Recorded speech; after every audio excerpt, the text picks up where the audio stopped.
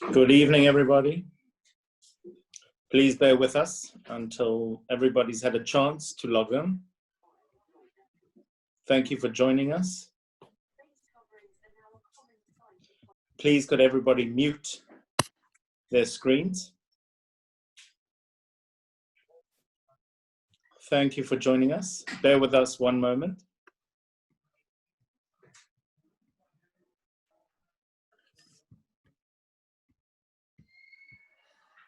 Thank you, everybody, for joining us.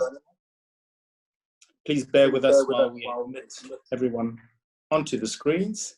Please ensure that your screens are muted.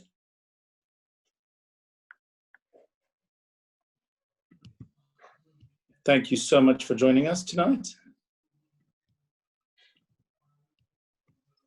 Right, I think I'm going to begin. I think that's everybody. So welcome. Thank you for joining us this evening. It's a real pleasure to have you with us.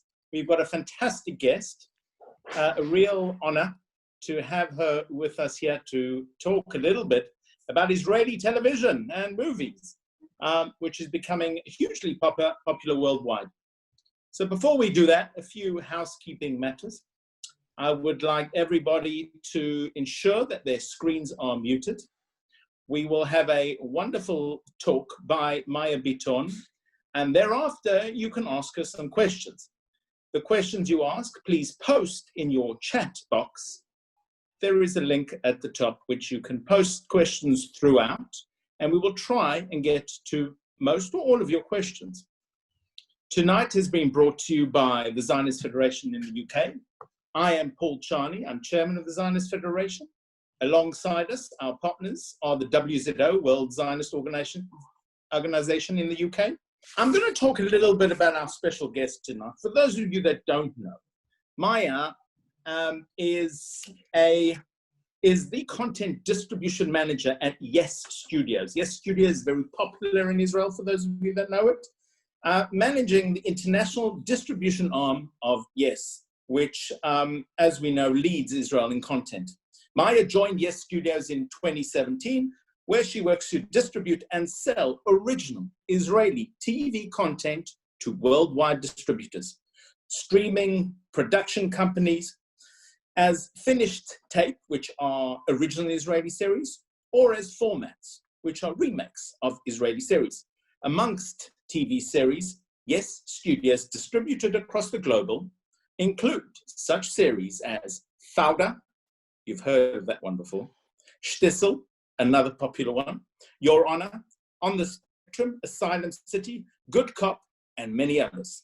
In addition, Yes Studios work with production companies, both in Israel and internationally, developing many new series for global platforms. Before joining Yes Studios, Maya was the production manager of the Israeli Film Festival, another popular destination for you to go and visit when you go to Israel. And this is the Israeli Film Festival in Los Angeles, helping to bring more than 40 brand new Israeli films and TV series each year to worldwide markets. During a time with the festival, Maya set up the first Israeli booth in the American film market, a real pioneer, chalutza, as we would say. Maya has a BA in film and video from London College of Communications, University of Arts, and an MA Masters in screenwriting from the London Film School. Maya also continues to work as an independent writer and director. So watch this space. Maya's going to break through with something fantastic of her own. Let's not keep you waiting. Let's bring on the special guest tonight. Maya, it's a pleasure to have you. The platform's yours. Thank you very much, everybody. I'm very excited to be here and to have this opportunity to talk about what I really love, which is Israeli TV. I talk a lot about Israeli TV and also cinema, but I think today I'm only going to focus on television because if we want to talk about cinema as well, I think we need another week. So we'll start with that. A little bit about myself. First of all, I had the most amazing introduction, Paul. I think Yes Studio should have you with us all the time. So I'm a content distribution manager at Yes Studios.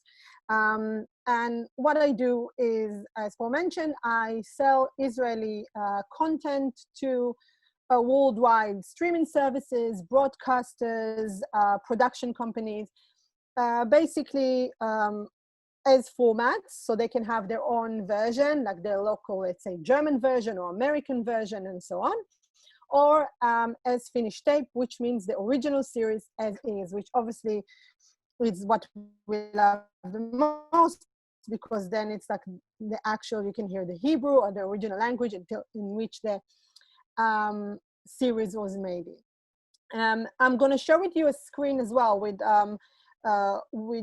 a bit of details about what we do. So bear with me just a second. Okay, so a bit about Yes Studios.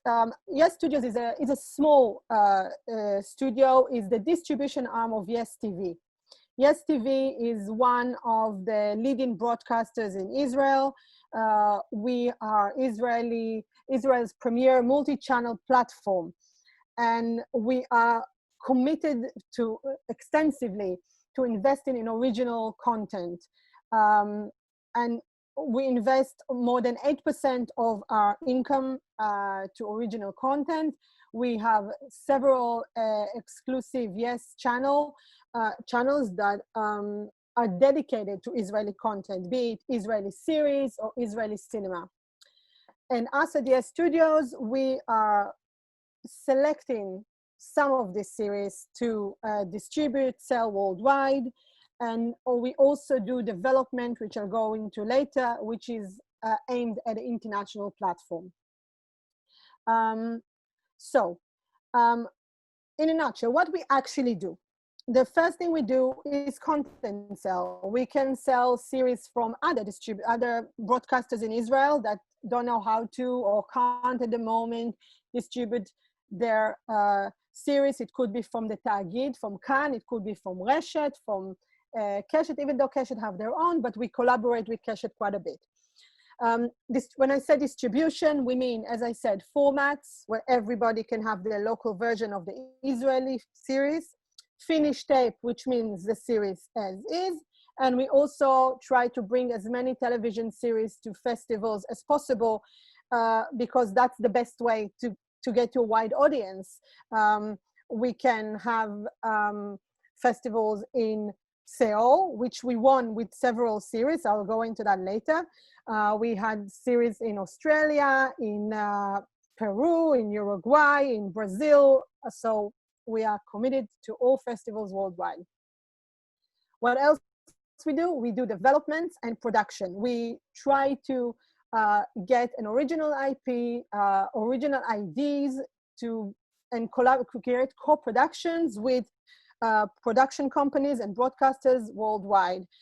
This helps also to collaborate between Israeli creators and the countries, whichever co-production we have, the country's local creators. And of course, this is based for wonderful cultural relationship between the countries. And obviously we want to make good television as well. So what's Israeli television doing worldwide? I think it all started a few years back with In Treatment. I'm sure most of you heard of In Treatment. It was a small series, but very unique in Israel. And it was purchased by several territories worldwide. It wasn't a Yes Studios series, but it was bought worldwide and got a lot of versions. There was an American version, I think there was a British version, and it was very successful. So, once that bridge was crossed, it's now was possible for all production companies and broadcasters to see that maybe there's something going on in Israel. And maybe, I know they speak Hebrew, it's a funny language, but they have good ideas, so we should look into that. And then, of course, came Prisoners of War, which most of people around the world know as Homeland, which won many, many awards. I don't know if Prisoners of War was Keshet, and that was an incredibly successful series. I don't know if you got to see the Israeli version. I believe it was bought by Walter Presents in the UK. And it was screened, I think, if I remember correctly, on Channel 4. And that was the first time that we had first a remake, and then we had the Israeli version broadcast in several territories worldwide. I think the audience wasn't, the global audience wasn't completely ready to receive and to watch a television series speaking in another language, especially Hebrew and Arabic. Sounds very weird for them. And, but again, another bridge was crossed, and the production companies and the broadcasters were now open to, you know, different languages, different ideas. And then came the famous Fauda. Fauda was obviously, it's a Yes television series. It was rejected by many broadcasters in Israel. No one wanted to make it. But Yes drama department said that they're interested and they want to see it developed. So we produced it, and again, it was a huge hit in Israel, but it took us about 2 years until I think the world was ready. And once we sold it to Netflix, it just boomed. It created like an effect, maybe perhaps on a smaller scale, but the same as Papa de Castle, if you know, Money Heist, it's called on Netflix. So it was incredibly popular. And I think it was the first series on Netflix that spoke Hebrew. They didn't make their own version. They bought it as is. And again, from then on, we started receiving such an amazing feedback. It was feedback, and we receive it, by the way, to this day. We are now season 3. We get feedback from Argentina, from Mexico, from United States, from the UK, from Spain, from Australia. And it's just wonderful to see how people from different countries, they're not necessarily Jewish or they're not Palestinians, they don't have the complete understanding of our conflict here, but they found it so, found it innovative, and they found it in a way that they connect to it, and they found the story intriguing, which is the basic for everything. If you have a good story, you've got good TV. And you know, again, once it's another bridge, another thing that we crossed. Once that happened, we had Shtisel. I know Shtisel is very popular. I've got some good news. We are starting shooting season 3 this week. You know, COVID-19 providing. So hopefully everything goes well. And again, I think Shtisel was very unique. It was a unique story. It was a unique story in Israel as well. And I think the same as Fauda, it was unique in Israel as well. And it was first aimed to the Israeli audience. Shtisel was aimed to the Israeli audience. Fauda was aimed to the Israeli audience. And because it was so genuine and because it aimed to the local audience first, the reception of it was absolutely wonderful by both, let's say for Fauda, it was both Palestinians and Israelis. And for Shtisel, it was both like the secular and non-secular communities, which is a big deal here in Israel, as many of you probably know. So once we've got those shows and Netflix bought it, other broadcasters around the world started paying attention. What's going on there in Israel? And I'm going to show you what we've got here around the world. It's only some of our shows, and I have to say, because I'm from Yes Studios, I'm referring and talking mostly about Yes series, because this is what I have more access to and I'm more familiar with. But I will mention here and there shows that I know for sure that are broadcasted from other, you know, other channels. So obviously we have Fauda, which is now, it's a global thing on Netflix, but at the same time, we have few remakes in the making. So we have other countries looking forward to make their own version of Fauda. One of them is the UK. India is already working, it's in pre-production. We also have some interest from France and from Russia. So it's getting out there. we have a series, a beautiful series that took part in Series Mania, which is a famous and very lucrative TV festival called Asylum City. The series that deals with the immigrants in lives in south of Tel Aviv. It's a drama thriller or thriller drama based on a bestseller by the same name.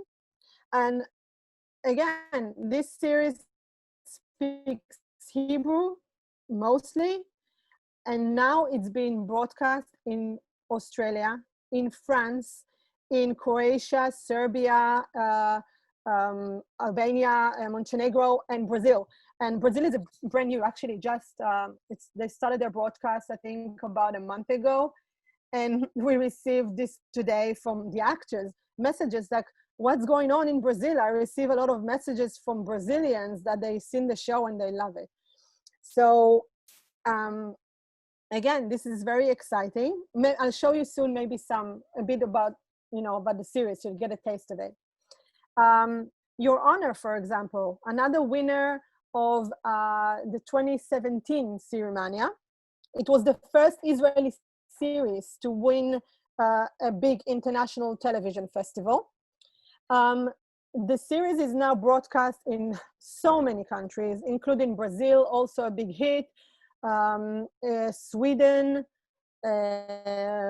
France, and we've got few remakes. We got a remake in France, a remake in Germany. When I say a remake, by the way, I mean creating a local version of the series. So they bought the format. We have Italian, we have Russian, we have Indian, which is wonderful. I think I've said Russian as well. It's been broadcast in also Brazil, Croatia, all the Balkan area. And what we're very excited about is that it's getting an American remake with starring Bryan Cranston, whom you may know from Breaking Bad. So that's really wonderful. They were supposed to finish filming actually about 2-3 months ago, but then Corona kicked in, so they're now back in production. Again, wonderful series. I think maybe, let's see if I can maybe show you a clip of it. Shall we try? Let's try. Hang on, I'll do a share screen.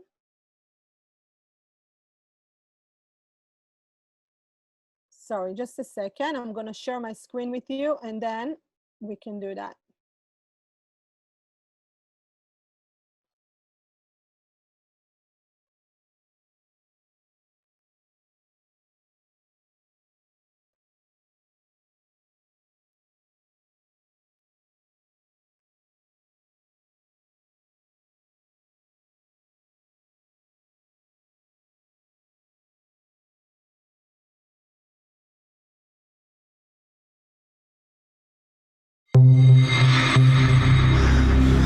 קורבן.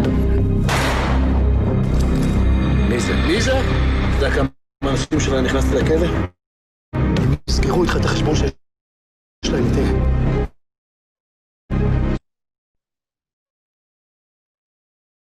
Okay, let's go back to the main one. Sorry, that was just a taste. Again, I can't show you right now the American version, even though they have a bit of they already produced a teaser, but it is coming up towards the end of the year, hopefully. Again, I'm going to continue a little bit faster, but another series that I'm going to talk a little bit more about later is On the Spectrum. It's one of the most unique series we've got. It deals with 3 adults on the autistic spectrum that are living together, sharing a flat. This series also won Series Mania 2018. I'll give you a heads up. We won 3 years in a row. And that series is now being bought for an American version by Amazon and a French version. And the Israeli version will be available on worldwide platform, which we'll talk about probably soon about that. More shows we've got worldwide you might have seen, apart from Shtisel, of course, was The Good Cop, also on Netflix, also got an American version on Netflix, and the Israeli version is broadcast on Netflix as well.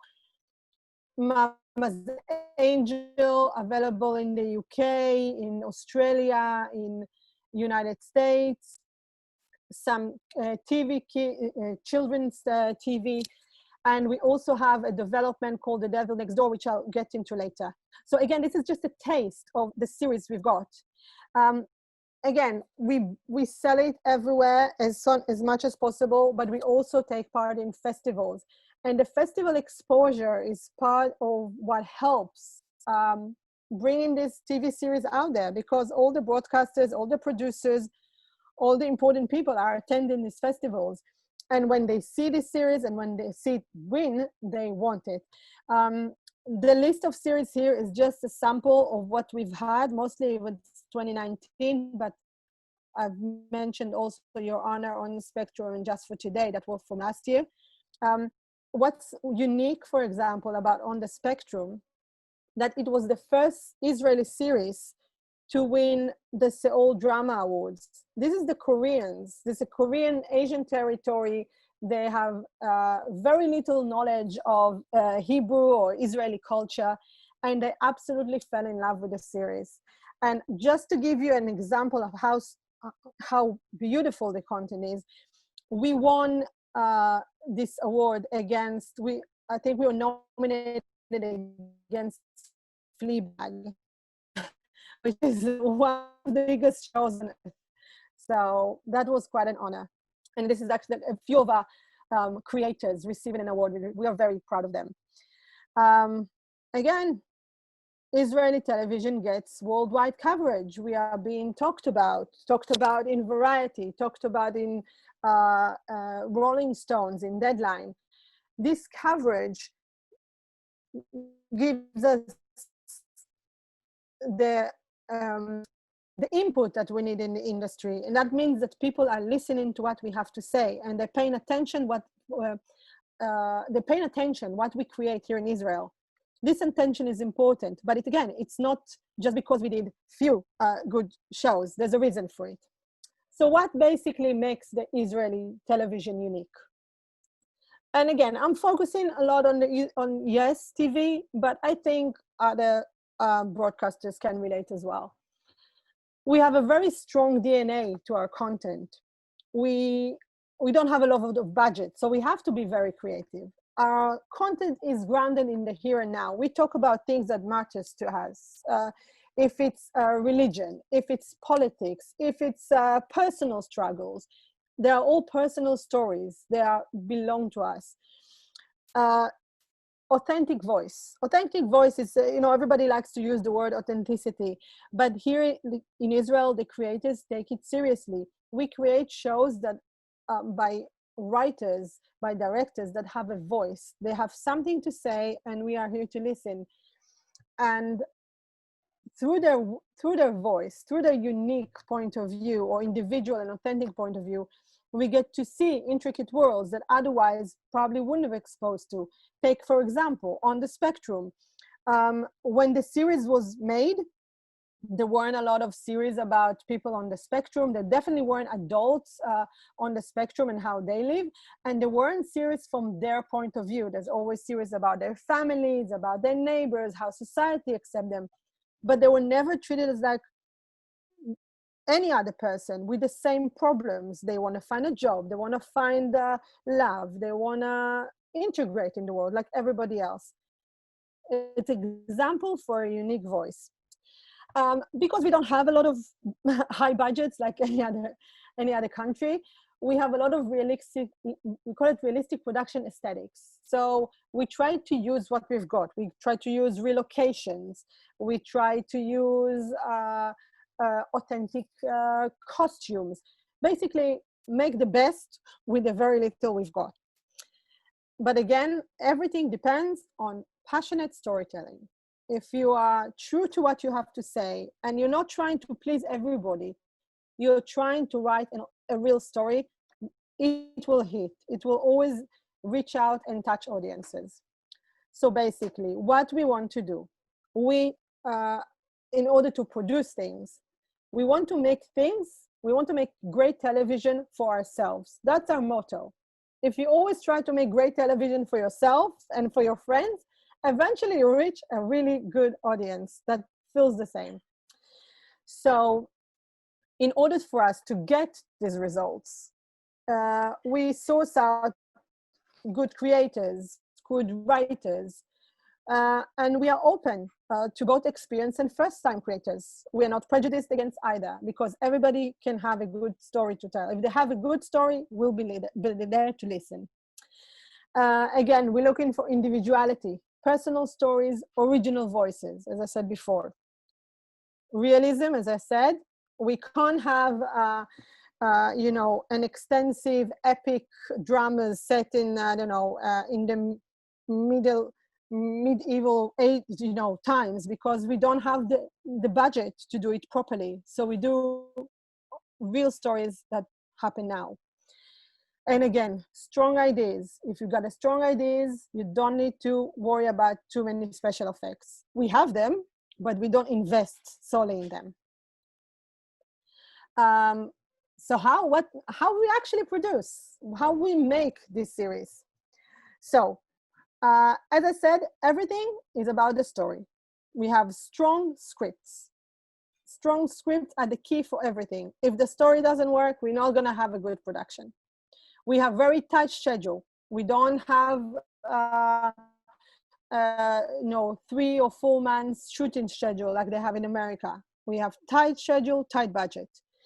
And again, this tight budget provide us with creativity. We have to find creative solutions for everything. So just for example, I'm gonna show you how we do the remix, how production works in Israel compared to other places. So we have this series called Charlie Golf 1. Some of you may know it as Ta'agad in Hebrew. It's a very successful series. We just started airing season 2, and it's beautiful. It's funny and it's emotive and it's wonderful.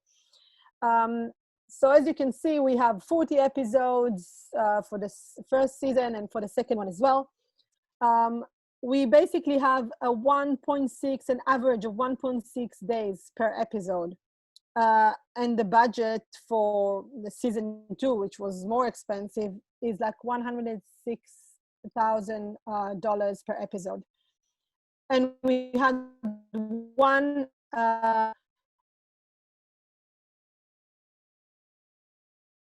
so the American companies bought Charlie Golf 1 and remade it as 68 Whiskey. We are absolutely honored and thrilled because it was bought by Paramount and it was produced by Ron Howard, Oscar-winning director and producer. So absolutely, it's wonderful for us. And just to compare, they had 10 episodes of 45 minutes each. They had 8 days per episode, and they have $5 million per episode. And of course, every other day they had a helicopter in the screen. So it's wonderful. Let me see. I want to show you some videos, but I'm not sure if I have time. So we'll see. Hang on. Let's see if I can show you this video.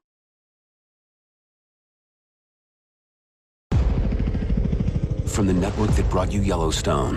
This is a medical unit in the United States Army. And executive producers Brian Grazer and Ron Howard. Our mission, keeping soldiers alive. Time. Let's go! I got him! It's gonna be okay! Transporting rugs and body bags? This was just brought in here by mistake, but no worries. I'm just gonna take him to the morgue. You think you can do whatever you want to while you're over here. The entitlement doctors and medics possess drives me crazy. Been a rumor going around about you and Durkin. Sasquatch finds out you're gonna need a coffin. Basis of all business transactions is trust. I didn't come all the way here from the south side of Chicago to get ripped off by some drug dealers. This place is like the Wild West. Identify yourself. Private Anthony Petruccelli? That's not my goat. Why can't we have movie night like every other base? What? You're so far over your head, you have no idea. It's just a trailer of the American version, but hang on. But they did a wonderful job. We were really proud of it. Hopefully there'll be another season, but it's very different from the Israeli one because higher budgets, you get more action. So it's more action-based and we are more drama-based. Hang on, sorry, just a sec. I'm trying to get back to the original one. Okay, so I talked earlier about Your Honor and how proud we are of this series. Again, a very successful series. And I mentioned that we have already remakes, adaptation in the United States, in India, in France, in Germany, in Italy, and in Russia. I've shown you a little bit of the Israeli trailer. I'm going to show you how they start the Indian version, which is very, very similar. By the way, it's a huge hit in India.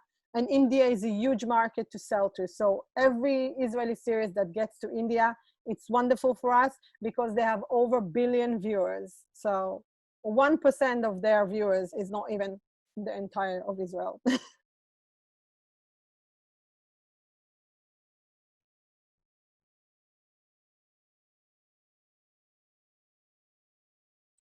No, it won't show. Okay. Oh, yes, finally. One.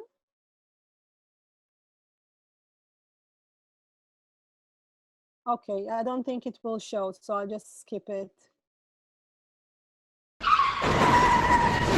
Yeah.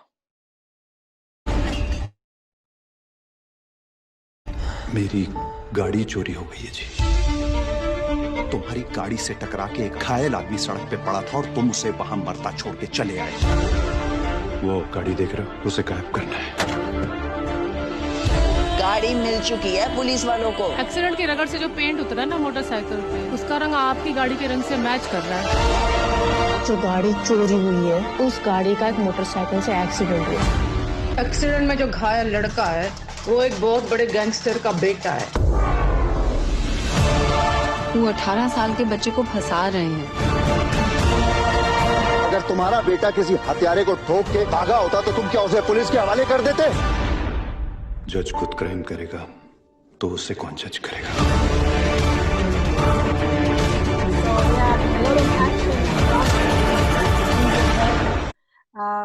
But very exciting, and they just started airing, and they're already talking about season 2.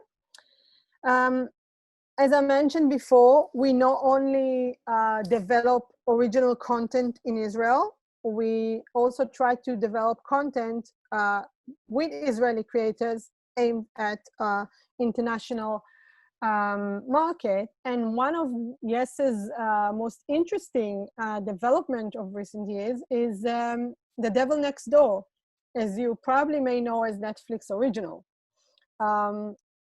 But it's not Netflix original only. It was developed by Israel with Israeli creators, producers, Daniel Sivan, who also did the Oslo Diaries, and that was bought by HBO.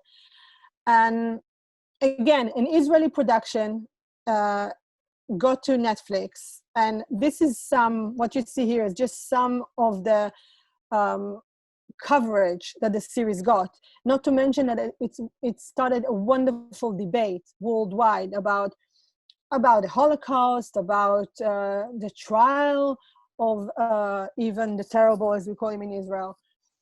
So a wonderful series. So basically, just to summarize some of the things, because I want to leave some room for you guys as well to ask some questions. I think what we focus mostly in Israel is, as I mentioned before, making great television for ourselves. And I think it's worldwide common that if you do things, that you know well, and you have a real voice, and you're not trying to please everybody else, then everybody else will come and they'll pay attention. And I think that's the main reason that global networks and global broadcasters are paying attention to Israel. We have original stories to tell. We have, we have a lot of troubles in Israel, so we have interesting stories, be it religious and seculars, if it's the Israelis and the Palestinians, if it's political matters, and of course, it's the international matters that everybody deal with, if it's love, if it's personal problems, and so on. But there's a reason why people are paying attention, and it's, again, originality and that we have a lot of stories to tell. What you see here on the screen is just some of the ES Studios shows that are now available worldwide. Needless to say, there are other television series that, caught the attention of everybody. If it's, let's say, Nechama, I don't know if you know Nechama by Hot, it won the Cannes Series Festival, which is wonderful, by wonderful creator, writer, Reshef Levi.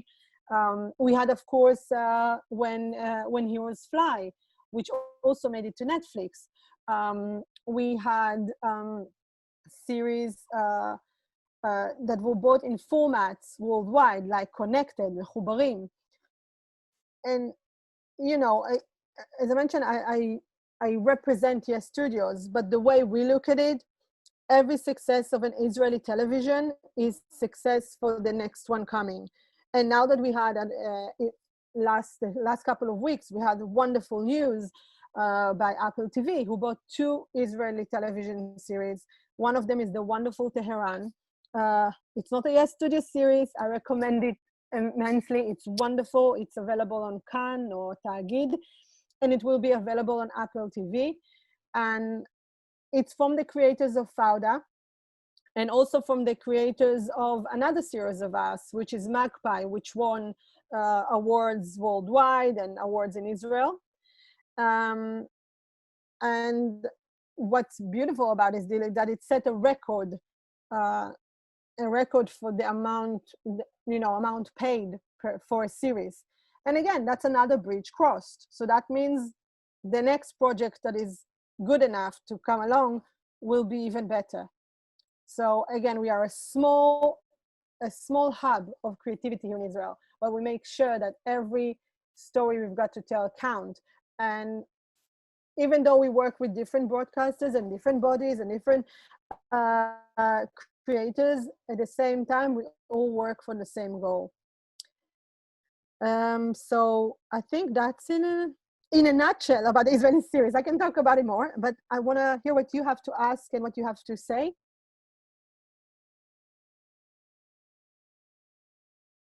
Maya, that's fantastic.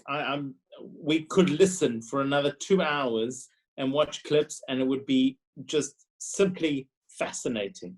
So we are in awe of where Israeli TV has come from and where Israeli TV is going. Would you try and enlighten us? As Alan Dershowitz once said, it's hard enough to predict the past, but we're going to ask you to predict the future. Could you tell us where Israeli TV and film will be in 10 years' time? Wow, in 10 years' time. Okay, we are planning like 5 years and ago. Well, where I'm hoping to see more original Israeli content on screens, that it's not going to be, a big issue like, oh, Fauda, and now another one series, if it's like Shtisel, or if it's just only Tehran, that it's going to be a commonplace that you can watch a series in any language.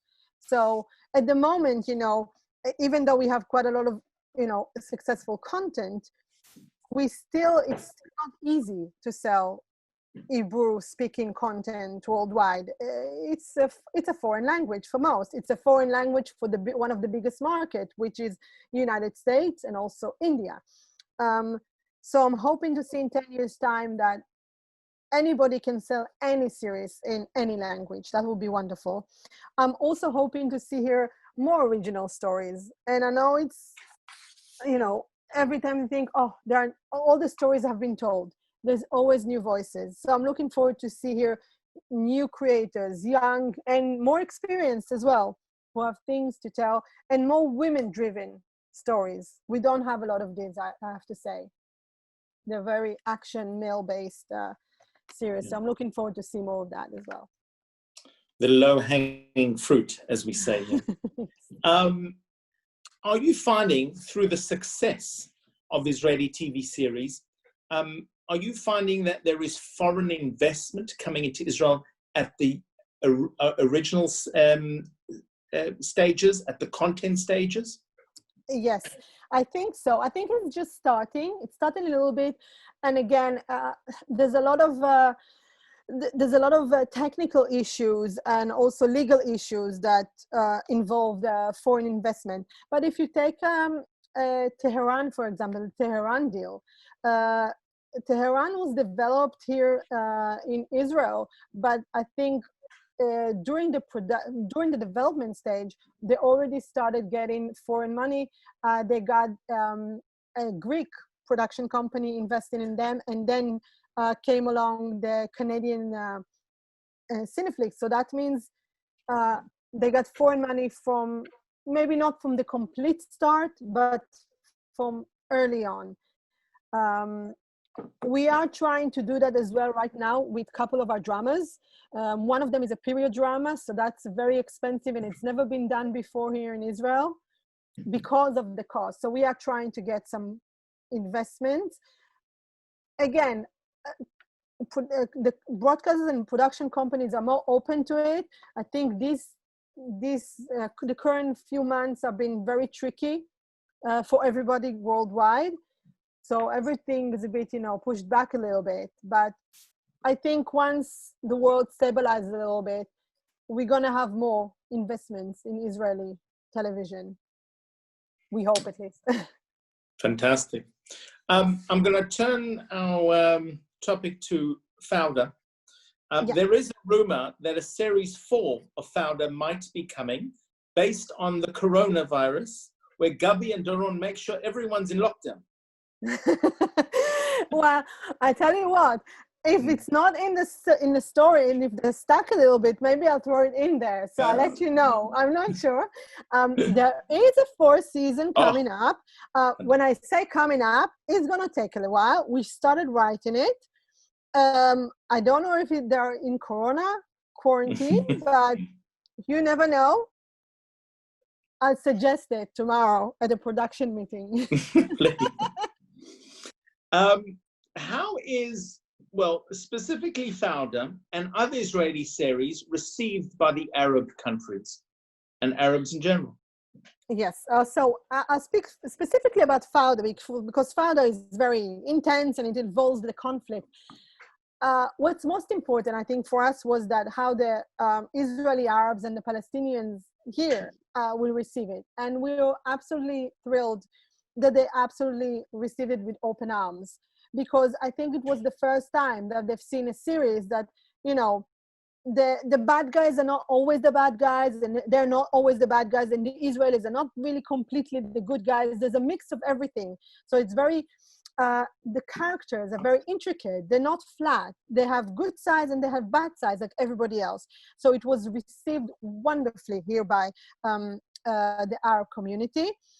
And obviously the fact, again, that we used original Hebrew and Arabic language, and we had Arab actors and we had Israeli actors working together, that helped a lot.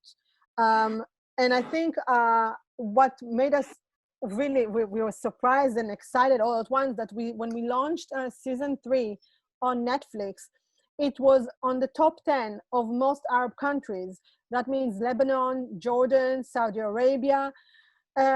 And we don't take it for granted. This is amazing that they have the access to Israeli series and they watch it and they love it. And we receive we have over 30,000 followers on the Fauda Instagram and another 30-something on the Fauda Facebook. And we receive messages every day worldwide. And many of them are also from Arab countries. And they send love. They send love from Turkey. And they send love from Egypt and from Lebanon. And, we are in a state of war in Lebanon. This is, it's a cold war, but we're not in peace with them.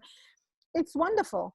That means you know, this kind of content, this is series, it's not just television series, it crosses barriers, and it's wonderful.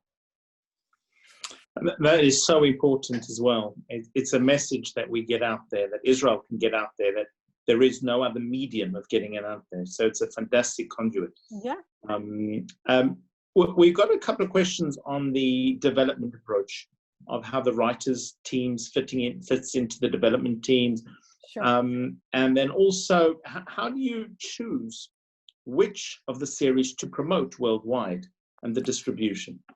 Sure. So I'll start with the development first. Unlike the American process, where they have a writer's room, and it's a very strict, you know, like you develop a series or a script with several people in the room, and it's there's a strict hierarchy of who's the head writer, who's the assistant, and so on. We don't have that in Israel. We have writers that they write by themselves. Obviously, they get development funds from YES, which I'll get to that later, of how we choose. So they usually write by themselves or with another partner. We have a lot of co-writers, but it's never a writer's room. It's a more personal process, and they work very closely with the head of drama at YES, Ganit Atias Gigi, you know, who gives them notes, who goes with them hand by hand with every stage. We read scripts, we give notes, we give comments, and we give a lot of room as well for them to express themselves. Yes, we produce, we put the funds for the series and for the development, but we want to get, you know, we want to hear them. We're not here to dictate anything, but we're very involved. How do we choose? First of all, how do we choose what to develop? That's to do with the head of drama at YES. She has an insane experience, and she has her, you know, hand on the pulse. And if she sees something that she relates to, she will choose it. Now, how do we, as YES Studios, decide what to distribute forward? Again, apart from the series that you've seen here, YES produces a lot of more content. If it's for young adults, if it's for kids, if it's for, you know, comedies, young comedies. Not everything is suitable for the international market. We have to see if we think about it a lot. We test it as well. We want to see if the story resonates outside the borders of the Israeli culture or Israel as a country. If the international element to it is not necessarily of how it's filmed or the production value, but the story. Sometimes it's also the production value. Actually, I have to be honest. You know, there are series that are that are small series. These are small stories, and they're beautiful and they're wonderful for the Israeli audience, but they're so small and so particular that we don't think that someone in the United States or someone in the UK or someone in Italy can relate to. And we know already that it was going to be difficult to sell. And, you know, and also some of it is like taking chances, you know. On the spectrum, when it was developed by YES, again, no one wanted to develop this series. It was a big risk from YES, you know, making a small series about 3 autistic adults living together. It's not exactly everything, you know, everyone's cup of tea. Not everybody's clicking on to see it, but we loved it. We thought it was beautiful. We thought the creators were wonderful, and we went for it, and we developed it regardless of what everybody else was saying. And when we saw it as YES Studios, we thought it was beautiful. We thought it's cinematic, and we thought we should share it with the world. And it was a smart choice, because now it's gonna be remade in the United States. The original version is gonna be out there. It was the most decorated Israeli series, actually the most decorated foreign series in the world for 2019. So yeah, and again, some of it is just a feel. We see it and we feel it. We know it's gonna do well outside of Israel. Fantastic, really interesting. Tell us, Maya, we know Israeli content likes to push the boundaries, yes, veer into areas where no other movie producers will enter. Could you tell us where those boundaries are? What have you turned down? What are the stories that you feel maybe might be too controversial? I think it's not a matter of being too controversial. We are not afraid of being too controversial. We've made Fauda. No one wanted to touch Fauda, okay? We made it. We knew it's a touchy subject. We're not sure how it's gonna come out, how people will react to it. We did it. I think Israelis are not scared of breaking boundaries because, again, we're very informal country, we're very informal people, and the Israeli chutzpah here kind of kicks in a little bit as well. So we're not scared of what everybody's thinking. And I think it's also from the way, and I'm thinking big here a little bit, I think it's also the way we are raised and brought up. We always have, how other people around the world are criticizing Israel, or sometimes they go with Israel. So we are used to this, we love you, we hate you, everything. So, okay, we know with every project, we know that some people is gonna love it and some people is not gonna love it. What are the boundaries? I'm not sure. I think we've never said no to something that we thought was too controversial. I think we only said no to things that we felt that not very genuine, or we felt that we didn't like the story flow so much or something like that, but never because we thought it was gonna upset somebody. If we think it comes from a good place, obviously we're not gonna do something that is blatantly racist or, or something of that sort. We're not gonna do that. That's not gonna go. But if it's something genuine, even if we know it's gonna upset some, some places, or it's going to create a bit of roar, it's okay. I have a question from somebody who wants to know. This is a question from Ruth, who wants to know that she's seen the Israeli film industry grow from small seeds, from lemon popsicle types of films, as she says, to a fantastic, flourishing film origination today, and phenomenal size and popularity. Could you tell us, if you are able, what you think the catalyst, what the one thing that made the change that helped break the glass ceiling to get to Israeli film to what it is today? Do you think you can pinpoint that? I think so, yes. As you mentioned earlier, I worked as the production manager of the Israel Film Festival in Los Angeles for a few years, and I have a background in cinema. I come from cinema, not from television. Right. So I think the tipping point was basically when we started having an actual industry. I think somewhere in the late 90s, early 2000, there was a law passed in the Israeli Knesset, in our parliament, that dedicates a certain amount of funds to creating original Israeli cinema. Before that, we didn't have that. So, production companies scrapped for funds here and there, and you could make maybe at best 5 Israeli films a year, at best. That's like a really good year. Once we had a specific film fund set to make Israeli films, like a certain number of Israeli films every year, we started to have an industry. And when you have an industry and you have a lot of films being produced, then you have a lot of films to choose from. And obviously, the more you have, the more chances you've got to go out there, to be at festivals, to be selected, to be screened in the best festivals in the world.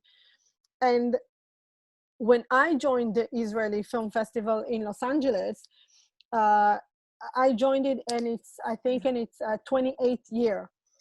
Before that, the festival director, Meir Fenigstein, who is also the drummer of Israeli famous band Kaveret, when he started the festival, he had 5 films at the festival. We always joke, he had 5 films in a dream, okay? And then in 20-something years, he started to get more films. When I got to the festival, I had the pleasure of choosing choosing 40 films a year. That means there were films that didn't get in. And that's incredible.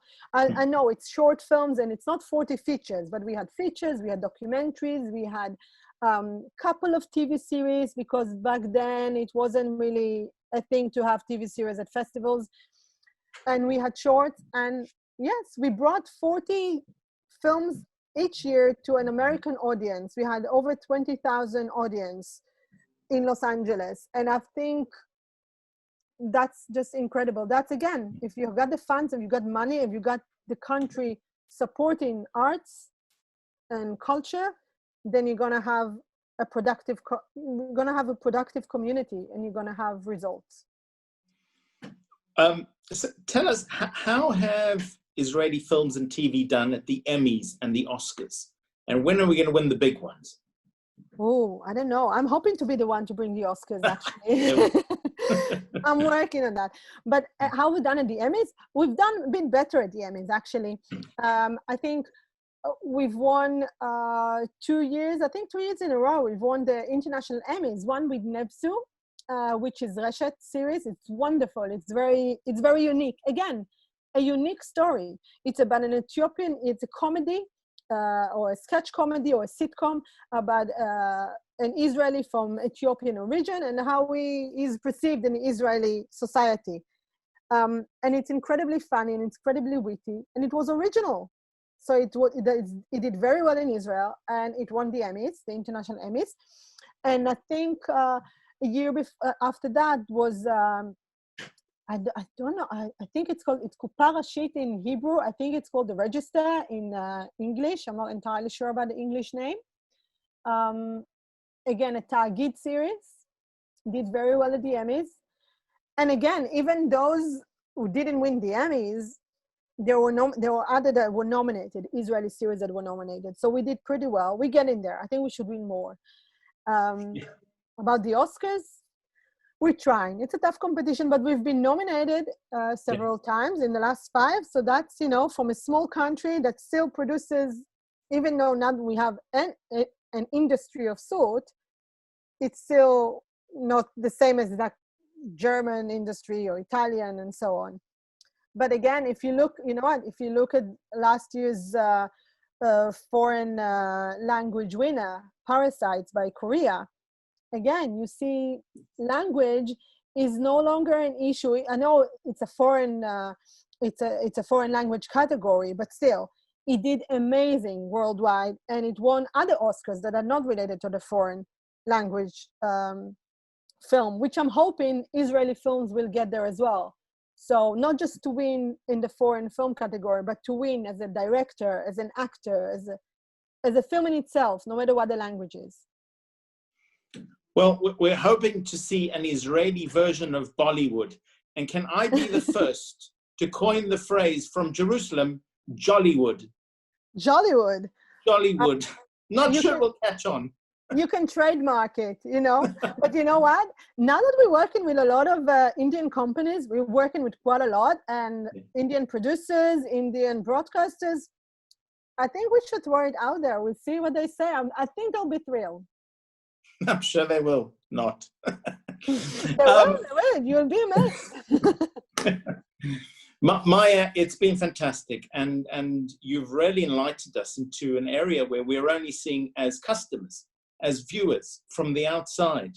To hear about the mechanism of how things are created and built in Israel does us all proud. We all love Israel. We all want Israel to succeed, and you are part of that. What you are doing, you and your colleagues, you are bridging the cultural divide. You are bringing Israel to the audiences that have only heard some harsh things about Israel, and you are showing another side. I personally have been approached by many about cultural differences where it comes to Shtisel or Fauda, and people are intrigued and they're interested. And that's what you're doing. You're doing a fantastic, wonderful communications and PR job, which is important to all of us. We enjoy Israeli series.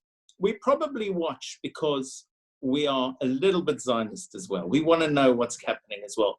But once we, that's one program. To make us click onto the second program means it's pretty good. So well done.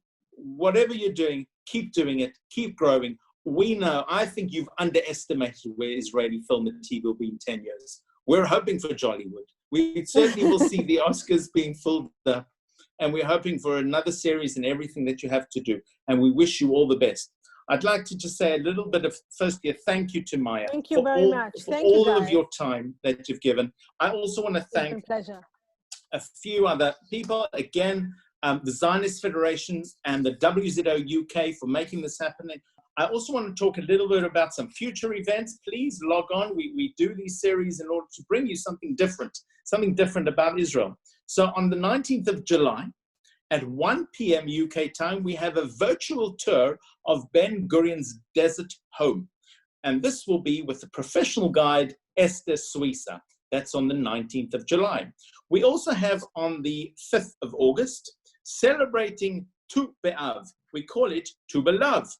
And we have, firstly, on 6 p.m. UK time, we have a special cooking session with Chef Asaf Shina, a famous chef, and he's entitled Dishes Who Made Aliyah, hosted by Matan Boni and Heli Sklar. That's on the 5th of August at 6 p.m. On the 5th of August at 7 p.m., so you stay tuned, you can continue watching, we have world-famous Israeli singer Noah Achidomnini and Gildo for a private, intimate musical performance. So those are for you for your diaries to have a look, and please keep in contact. You have our email address. Hopefully you can log on and make sure that you keep in touch with all of our sessions. But never mind those sessions. Let's talk about how fantastic tonight was. We really hope you enjoyed. We had the wonderful Maya Biton, who presented everything there is to know about Israeli film and TV. And hopefully, Maya, you will come. Next time you'll come to see us. And we will present an audience that you can show all the movies and all the clips for a longer period. Oh, yes. And we can ask you all the questions that those that never got to ask you. So thank you for your time. Keep safe, keep well, keep successful. Thank you. It's been an absolute honor, and I had the best time. And yes, I would love to talk more about Israeli television and show as much as possible. And click on the second episode. I hope you're all going to click on the second one. Wonderful. Thank you so much. And thank you to the audience. Join us again. Bye. Thanks and bye-bye.